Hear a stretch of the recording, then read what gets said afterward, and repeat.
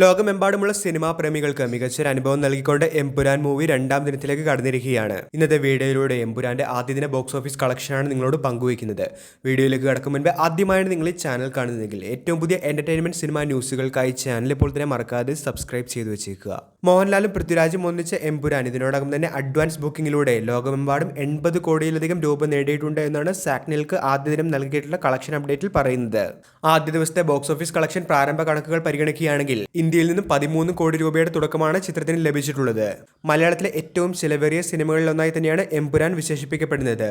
മോഹൻലാലും പൃഥ്വിരാജും അഭിനയിച്ച എമ്പുരാൻ അഡ്വാൻസ് ബുക്കിംഗിലൂടെ 80 കോടി നേടിയപ്പോൾ വ്യാഴാഴ്ച ഇന്ത്യയിൽ നിന്നുള്ള വരുമാനം 13 കോടി രൂപയാണെന്നാണ് സാക്നിൽക്കിന്റെ റിപ്പോർട്ടിൽ പറയുന്നത്. വ്യാഴാഴ്ച 2738 ഷോകളിലായി 58.82% മലയാളം ഒക്യുപ്പൻസിയാണ് എമ്പുരാൻ രേഖപ്പെടുത്തിയത്. 336 ഷോകളിലായി 98% ഒക്യുപ്പൻസിയോടെ കൊച്ചിയിലാണ് ചിത്രം ഏറ്റവും കൂടുതൽ ഒക്യുപ്പൻസി നേടിയിരിക്കുന്നത്. ഇന്ത്യക്ക് പുറമെ 13 രാജ്യങ്ങളിൽ നിന്നുള്ള റിപ്പോർട്ടുകൾ കൂടി പരിഗണിച്ചാണ് ലോകമെമ്പാടുമുള്ള കളക്ഷൻ റിപ്പോർട്ട് ഇപ്പോൾ വന്നിരിക്കുന്നത്.